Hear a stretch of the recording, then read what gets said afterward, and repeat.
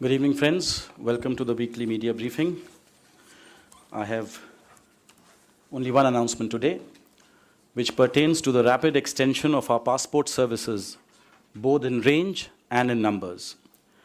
Following the liberalization of passport policies announced on the 23rd of December 2016, we have seen nearly 30% surge in demand for passports. For example, a record number of 53,400 applications were processed just on one single day, that is day before yesterday, on the 7th of February, out of which 49,259 were fresh applications. This is the highest since the commencement of the Passport Seva project. Our passport officers are conducting special passport melas during the weekends to cater to the increasing demand for passports.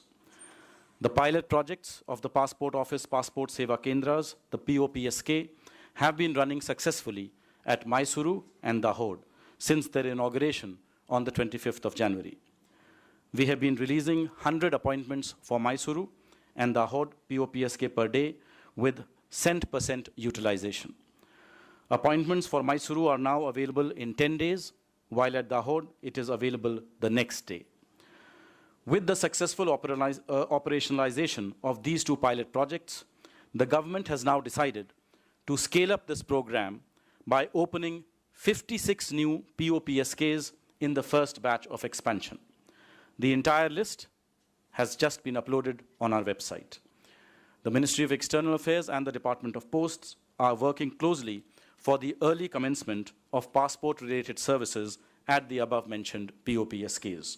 Once fully functional, applicants who apply for their passports online through the passport portal will be able to schedule an appointment at the above POPSKs to complete the formalities necessary prior to the issue of the passport. These are clear indications that the liberalization of the passport policies and opening of the POPSKs have been successful efforts of the government that have been welcomed by our citizens. We expect that opening of these additional POPSKs would further help our citizens in getting passports easily. So that concludes my only announcement. The floor is now open for questions. Akhilesh Suman. So this is regarding Jaish-e-Mohammed chief Masood Azhar. China has said that there was no consensus in the committee, and it also has said that they wanted means India and Pakistan to talk together. And you had released a statement that you are talking to Chinese government after that. So what is the situation? Let us first get our facts clear. This proposal was not moved by India, but by 3 permanent members of the UN Security Council, namely the United States, the United Kingdom, and France. It is our understanding that this was a classic counter-terrorism proposal meant to proscribe a dreaded terrorist leader, Masood Azhar, whose organization, the Jaish-e-Mohammed, has already been proscribed by the 1267 Committee. We don't view this as a bilateral matter between India and Pakistan, but as an issue of global counter-terrorism. We hope that eventually China will also come around to accepting this view. Obviously, if there is a change in the Chinese position, there will be consensus also. Yes, we have taken up this matter both in New Delhi with the Chinese ambassador. I understand that a similar démarche is being made in Beijing. Ranjit? On Masood Azhar's case, France, Britain, and US have supported India. Has Russia also supported India? Have you sought Russia's support on this issue? Look, the 3 were co-sponsors, but our understanding is that all other members of the committee, barring one, also supported the proposal. Mukesh?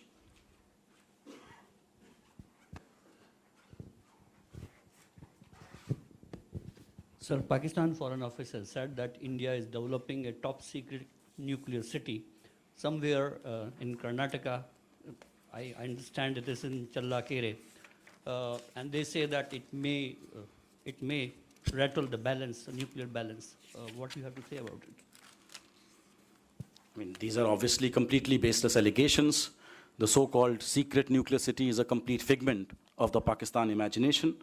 India has always been in compliance with all its international obligations. I also find this a very strange statement coming from a country which has A, not prepared a separation plan, and B, has a very strong record of proliferation. So clearly, this shows a complete lack of understanding. It also shows a complete lack of appreciation of India's own very, very strong credentials in the area of nuclear non-proliferation. Furthermore, we believe that this is a diversionary tactic by Pakistan, which aims to deflect attention from the real issue at hand, the continued state sponsorship of terrorism by Pakistan and its harboring of internationally designated terrorists. Vinita. Because do you have any update on Vijay Mallya? Actually, as a matter of fact, I do. We have today handed over the request for extradition of Mr. Vijay Vittal Mallya as received from the CBI to the UK High Commission in New Delhi. We have requested the UK side to extradite him to face trial in India. Elizabeth.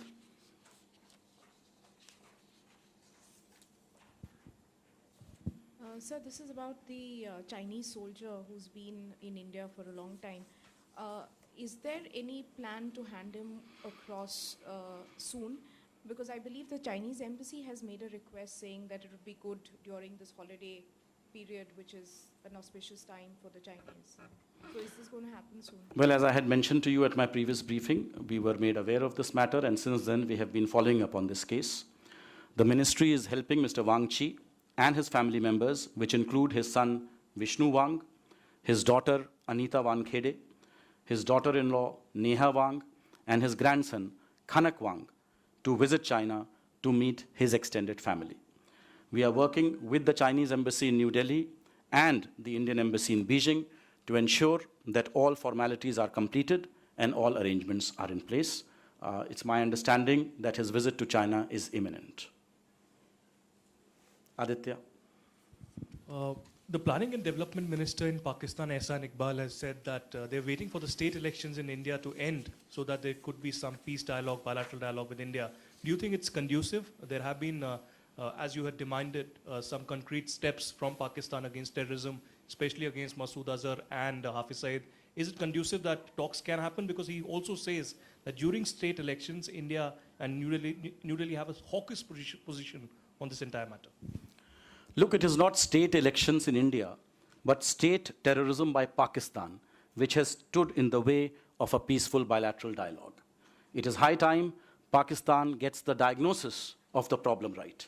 It should not remain in denial on the impact of cross-border terrorism on the bilateral relationship. So we believe that both the problem and its solution are within Pakistan's reach. Yes.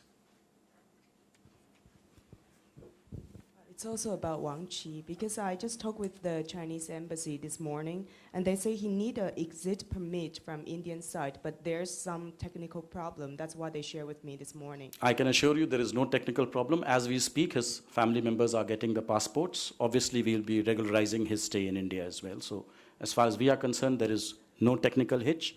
And in fact, we are fully committed to this proposal for him to go for this family reunion. Shinjoy. There are 4 new members of the UN Security Council: Bolivia, Kazakhstan, Ethiopia, Sweden. Have they been sensitized by India on the Maulana Masood Azhar issue? And also there are other names with the Indian government and the PR. When are those names likely to be handed over to the 1267 committee? Look, this particular proposal by the US, France, and Britain was moved on the 19th of January. So obviously this was moved in light of the new composition of the UN Security Council, which means the new members were also fully on board. As far as further listing proposals are concerned, these remain under discussion, and as and when we do decide to list them, you will come to know about it. Charu? the US Commission for International Religious Freedom has, in a report which they published yesterday, leveled a number of allegations questioning India's commitment to religious freedom, tolerance. They've named leaders, including the Prime Minister, etc. We've had such reports in the past, but is there any, given the fact that, some might argue that the US is in itself in a questionable position when it raises these questions today, would the MEA like to have a comment on this report? As you have yourself said, we have rejected US Commission on International Religious Freedom's annual reports in the past as well. We have serious doubts on their credibility. Government does not see the locus standi of a foreign entity like the USCIRF to pronounce on the state of Indian citizens' constitutionally protected rights. We take no cognizance of their report. Naveen. Sir, Russia is hosting an event on Afghanistan where Prime Minister will be participating. Sir, can you give some more details about what India will be raising there and what will be the issues? First of all, let me tell you very categorically that Prime Minister is not participating in this event on Afghanistan which Russia is hosting. This is being hosted by Russia on the 15th of February in Moscow. India, as you know, is a major development partner of Afghanistan and stands with it in meeting the challenges that the friendly country and its people face, most importantly, terrorism. India has always believed in close and constructive cooperation for peace, stability, security, and development in Afghanistan. To this end, we actively participate in several bilateral and multilateral consultations. In this context, we are happy to accept the invitation of Russia for consultations to be held in Moscow on Afghanistan on the 15th of February. We look forward to the valuable opportunity to discuss with other regional countries all aspects of the situation in Afghanistan. Our team will be led not by Prime Minister, but by Joint Secretary PAI, Shri Gopal Bagle. Suchitra.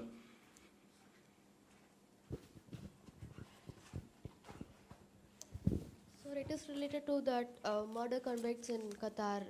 So do we have any updates on that appeal? Yeah. You see, under Qatari law, mercy petitions can only be filed by the immediate family members. The embassy on its own cannot file such mercy petitions. So till now, we were waiting for the mercy petitions in respect of Shri Chelladurai Perumal and Shri Alagappa Subramaniam. These have now been received. Our mission in Doha has, on the 8th of February, that is yesterday, forwarded both the mercy petitions along with a copy of the Cassation Court judgment to the Ministry of Foreign Affairs of Qatar for onward transmission to its high destination. Parikshit. So again on H-1B visas, now in the last probably 7 or 8 days, have we taken up this matter again with US authorities? Any kind of assurances that we've got? No, the position remains exactly what I had mentioned last time. We continue to engage both members of the US administration as well as members of the US Congress on our interests and concerns pertaining to not just the H-1B but other issues as well. And we remain vigilant as to what happens on this in future. We are also engaging simultaneously with all internal stakeholders in India.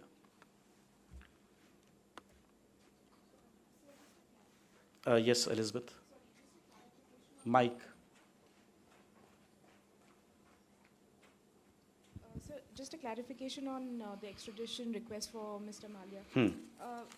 Considering the fact that an extradition request is going to take a long time, to come through. I mean, what are the hopes of getting Mr. Malia back?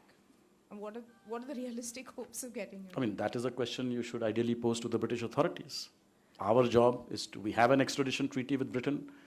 We believe we have a legitimate case against Mr. Vijay Mallya. We are making that extradition request in the prescribed format.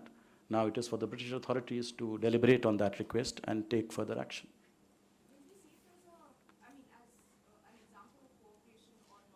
No, obviously, any extradition request, is an example of cooperation between two states. And to the extent that the extradition request is honored, it shows their sensitivity to our concerns as well. Did we make some request on Lalit Modi case? Not yet. We are still awaiting. I see no other questions. Okay. Hi, thanks. Lockheed Martin said today that they were reviewing their offer to move an F-16 production line to India in the wake of Trump's America First policy, saying he may want to review the bid. That obviously raises questions about the Make in India program as it relates to US defense partners. I'm wondering if you had a comment either specifically on this case or sort of as it relates to the broader... No, defense-related matters, obviously, I'm not going to comment on. That's for the Ministry of Defense to comment on. But in a larger sense, I think the Make in India program remains very robust, and it remains a very competitive proposition for all foreign entities which want to make in India, in view of the large Indian market, in view of the excellent workforce, trained workforce that is available here, the excellent quality of the HRD, and the cost competitiveness that we offer. So I think this remains a very good value proposition for all foreign manufacturers, who are interested in not only the Indian market, but also exporting, to overseas. Okay, I think we have come to a close to all the questions. Thank you all.